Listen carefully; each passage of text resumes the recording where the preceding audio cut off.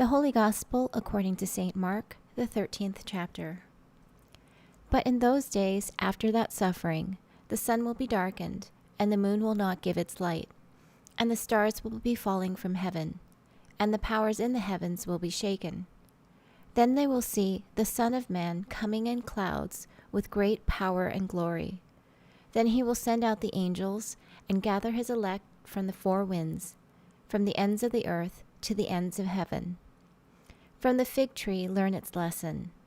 As soon as its branch becomes tender and puts forth its leaves, you know that summer is near. So also, when you see these things taking place, you know that he is near, at the very gates. Truly I tell you, this generation will not pass away until all these things have taken place. Heaven and earth will pass away, but my words will not pass away. But about that day or hour no one knows, neither the angels in heaven nor the Son, but only the Father. Beware, keep alert, for you do not know when the time will come. It is like a man going on a journey, when he leaves home and puts his slaves in charge, each with his work, and commands the doorkeeper to be on the watch. Therefore keep awake, for you do not know when the master of the house will come, in the evening, or at midnight, or at cockcrow, or at dawn, or else he may find you asleep when he comes suddenly. And what I say to you, I say to all, keep awake. The Gospel of the Lord.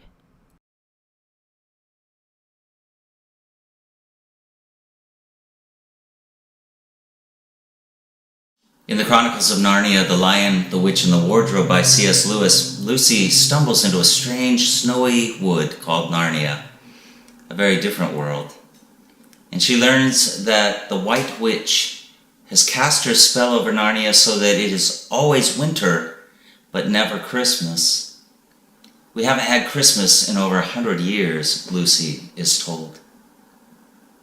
Assigned for today's reading is a section of Mark's Gospel, the 13th chapter. It's a peculiar entree into the season of Advent, the season that we prepare for the coming of the Christ. It's what we call Mark's little apocalypse, meaning that he focuses his attention on the dramatic and even the frightening events of the end times, the concluding words of the gospel lesson: beware, be alert, be vigilant, lest the time come and you aren't ready.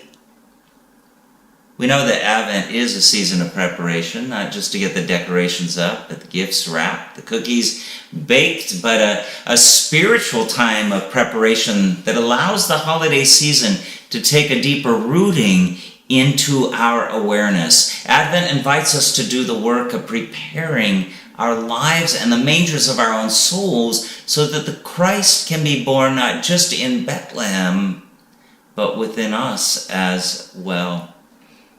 But many folks tend to use Christmas as an escape from the reality of their lives, to get lost in the most wonderful time of the year without acknowledging the other side of the coin, that life can be hard, is to skip the work altogether. Opting for the easy way out will bring only an artificial experience, in the same way we have our artificial trees that are already lighted to save us the hassle.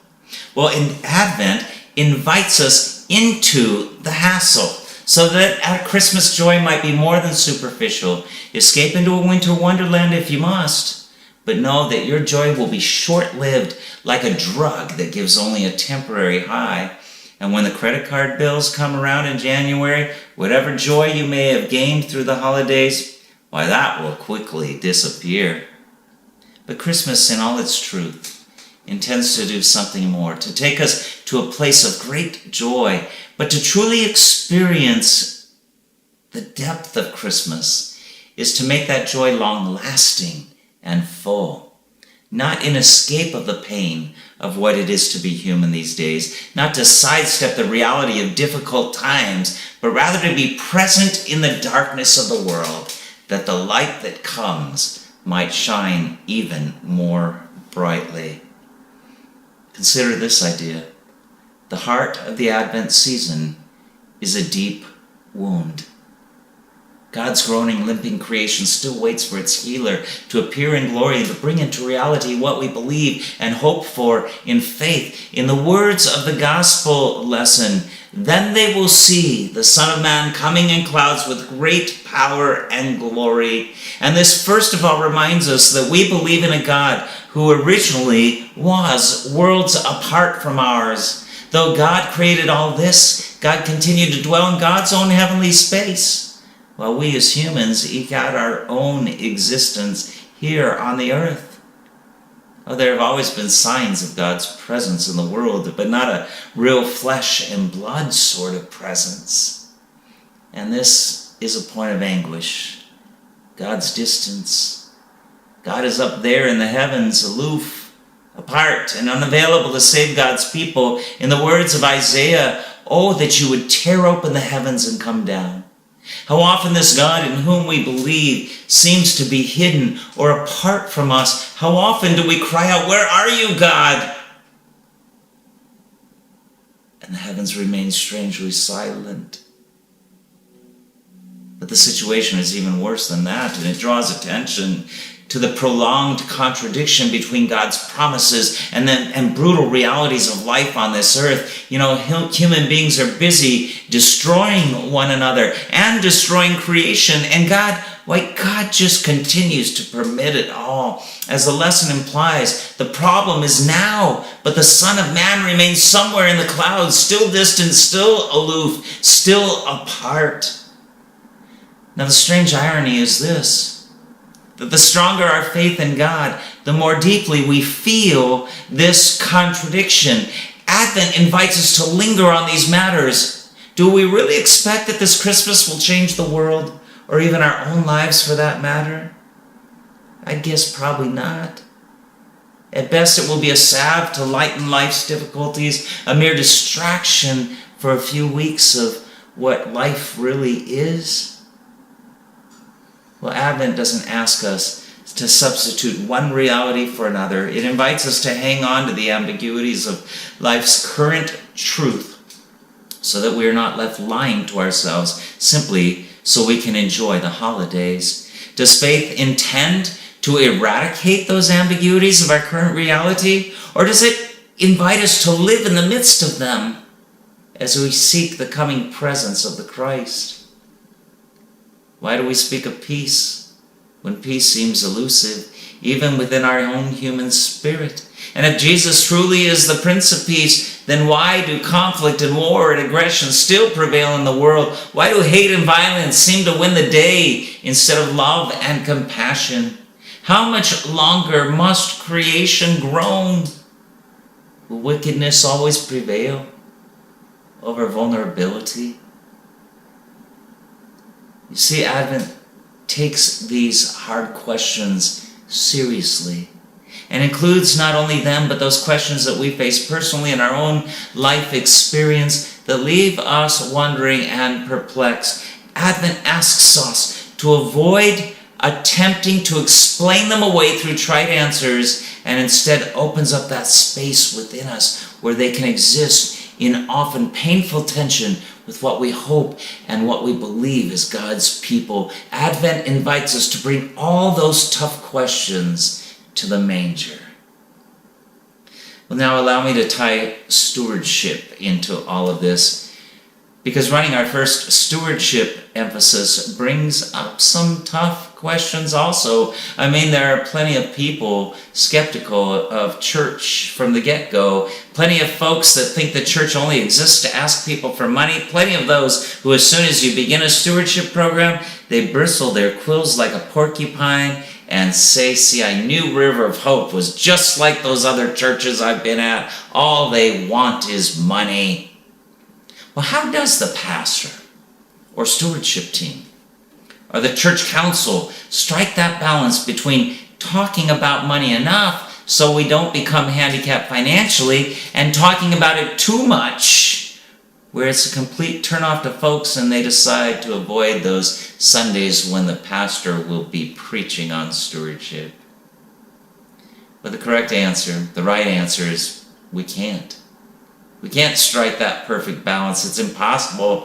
For those who have caught the vision of stewardship, they will always say, we need to not be afraid to ask people, to talk to people about supporting this ministry with their financial resources. And to those who were burned in the past or they had some bad experience in the church, they're always going to want to head for the door as soon as the topic of money is brought up.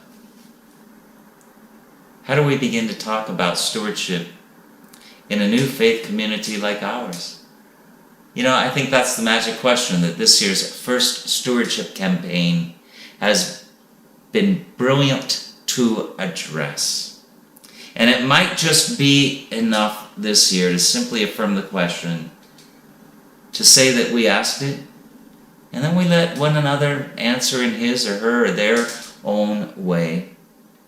We did those stewardship dinners. I'm not sure how many of you online got to attend, but Brad and I threw the first one, Rich and Chris did the last, and several of you hosted and attended dinners in between. And what we discovered is that something pretty amazing happens when we gather around food in one another's homes, perhaps drink a little bit of wine, and then we sit down in somebody's living room for a conversation about church. No big strategy session, no high-pressure sales pitch. Simply what excites you about this work God has called us to be about, and what just might get your passions flowing for a faith community that has at its center an understanding of God's love that creates an ever-widening circle for all people, everyone. We're not a finely tuned machine, nor may that ever be a goal of ours to be one.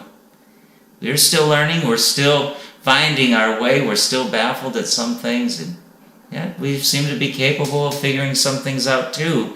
In this, our mission and ministry is hopefully, and may it always be, a reflection of what we experience in our own individual lives, and in this congruity between what goes on in our individual lives and in our faith community here together, we see reality differently.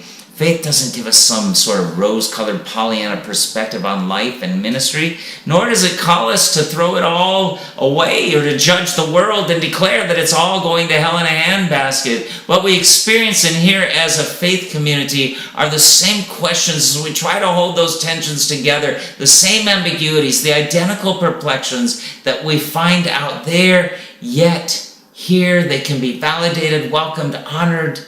Here we remind one another of God's grace, that we are always loved, and that we need never be alone. We sit down in the living room after food and wine, and what we discover are things that we have in common: fears, hopes, and dreams. And in the very partnership is that comfort and that strength and that encouragement, and something miraculously beautiful. And then the greatest mystery of all, God somehow shows up. I think we live under a bit of an illusion. Maybe we even think that as a new faith community, it is our job to shape a church. But what if it's really just the opposite? That while we are on our way, working so hard to shape the future, trying to get it right, trying to be faithful, feeling tremendous pressure and responsibility for whether this new, young, fledgling but maturing congregation will survive, that God really has a very different understanding of it all. What will happen if the temple suddenly isn't available for us to use? What should we do with the big financial gift we've been given? What will happen if the pastor ever chooses to retire? Oh, dear ones, such big questions for us, huh? Thank God we don't really need to answer them, at least not right now, and maybe never in the way that we think we will have to. What if instead we simply relaxed and allowed this mission and ministry to continue to shape us? What if that's been the invitation all along? God has humored us, winked at us every time we talk about shaping a church. We thought that was our primary goal, and God was just fine with letting us think that. Yet I can almost hear God chuckling. You thought you were shaping a church, and you have. But that was never the primary purpose of this work. You've allowed my Spirit to create through you. The primary purpose was to shape you, to bring even more deeply into your life, an understanding of my love for you, a deeper awareness of my affirmation of you, a fuller realization of the joy and the freedom I offer to you. You know, Advent is a time to let all the big questions, all the frustrating loose ends, all the ambiguities, perplexions, and confusions to be present, to hang in the air, to exist without needing to ignore them, deny them, or even to eradicate them. Let them just be there. But the answer to them all is surprising. I think we might even call it mysterious. As we hold all those contradictions between faith and real life experience, as our questions are exposed, begging for answers, God doesn't respond in the way that we might think or even want. God's response to it all is in the quiet birth of a tiny baby. His life will become not the answer, but the bridge. Jesus will be the bridge between the gap of our longings and desires and fulfillment of those things someday in the future. Jesus comes to bridge the distance between our woundedness and our wholeness. Jesus will fill that space between all those things in life that don't make any sense. And someday when we shall understand, the Bible says we see through glass dimly now. Someday we will see face to face. Now we know only in part. Someday we shall know fully.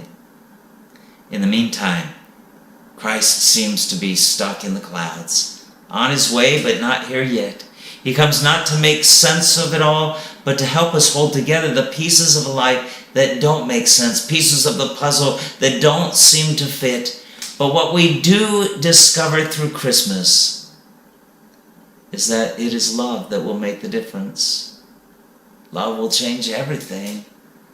Love will allow us to hang on to every one of life's ambiguities. Love will give us faith when we don't understand and hope when we are lost. The Lion, the Witch, and the Wardrobe is a Christmas story set in Narnia, a cursed kingdom where it's always winter but never Christmas. But Christmas eventually does come. For the spell is conquered by the deep magic from before the dawn of time, and the inhabitants finally can brighten their days with a solstice celebration. And what makes that happen? Not the conquering of evil, not the end of wars centered in hate, not the eradication of all that is wrong with the world, but in the words of Father Christmas, who has been banished from the kingdom by the White Witch, I've come back at last, he says. The witches kept me out for a long time, but I got in at last, for the witch's magic is weakening.